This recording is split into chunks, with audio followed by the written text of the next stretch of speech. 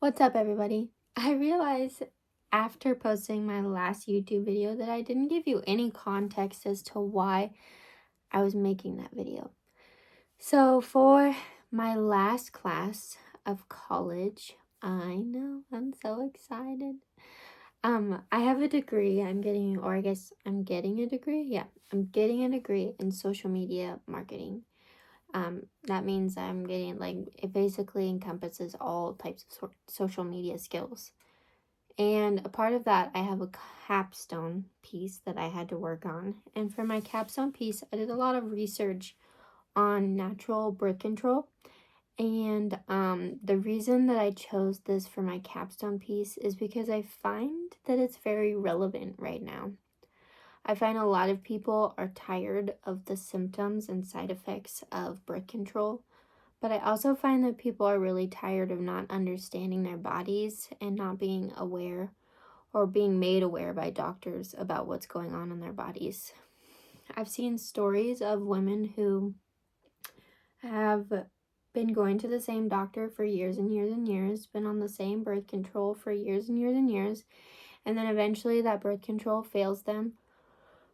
Or, my favorite, there were a few stories where the birth control that they were on was one that they were only supposed to be on for like 6 months, and they were on it for like 10 years. And they could have had a heart attack any day because it was just like one of those birth control pills that was not for long-term use. But did the doctor tell them? No, they kept him on it. And when they went to a female doctor, an OBGYN actually, I think they ended up having a conversation about it and ended up being put on new birth control.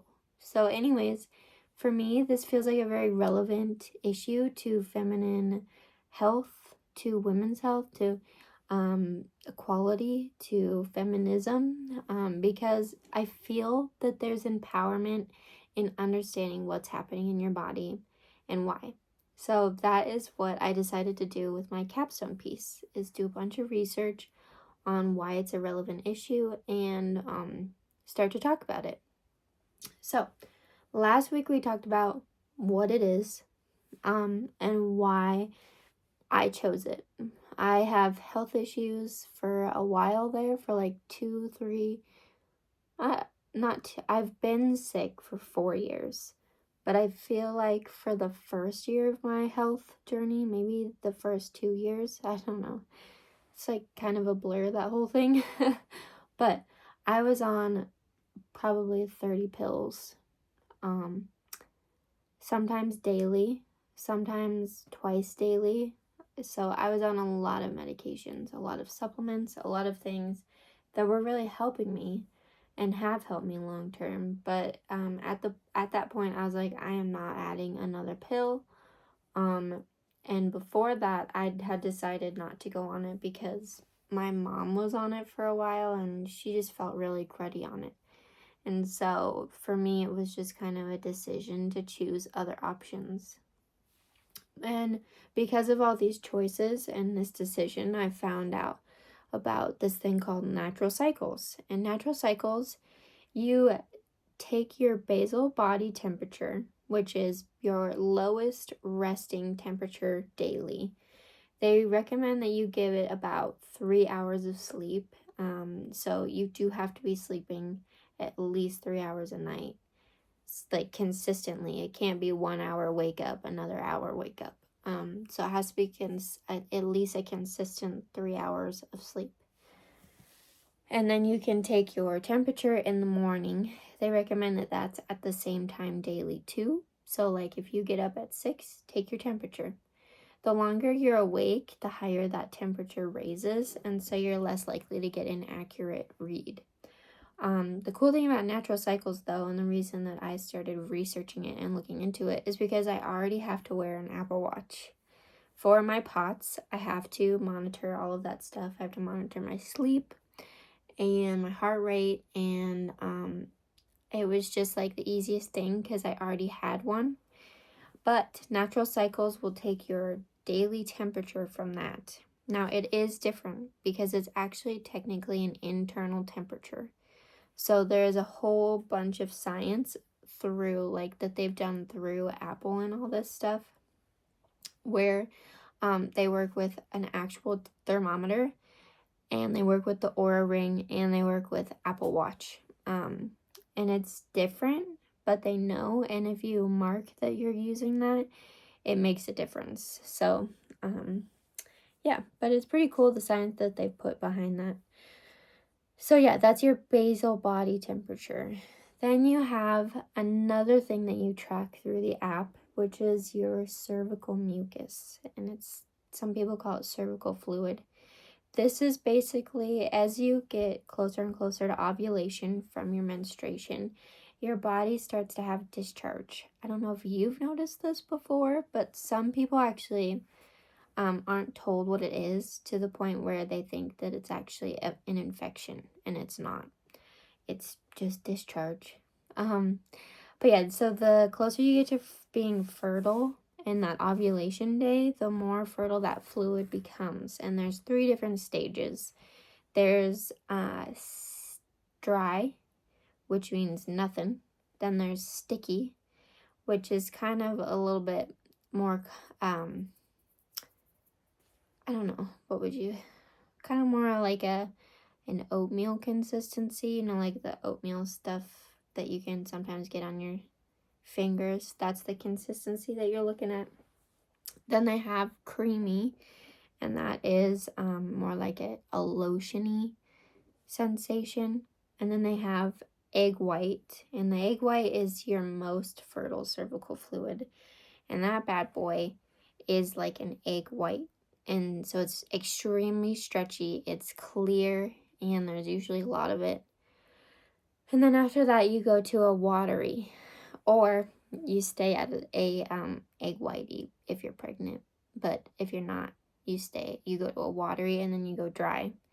So that's something that you check daily too. They do recommend that you check the same time of day, because when you check this, you're checking your cervical position. And your cervical position should be high, soft, and open. And this is because the higher it gets, the more fertile you're becoming. And it's actually preparing to receive, to like conceive a baby, basically. So it's preparing to receive all of that stuff. And it's really interesting. So yeah, when you check that, you should check it daily at the same time, so that you know what's happening, because it can fluctuate throughout the day. And then you're checking with all that, your cervical mucus. So you have 3 ways that you check this daily. I call this the fertility awareness method. I don't really remember, there's like quite a few names, but Natural Cycles calls it other stuff. But anyways, Natural Cycles has a lot of resources. And then there's a book called Taking Charge of Your Fertility. And all of these things have made me super aware that there's a lot more that happens in my body than I'm aware of. And so for me, this wasn't just a journey of how to prevent pregnancy, I guess, in other more natural alternative ways. It was actually also a journey of finding feminine health.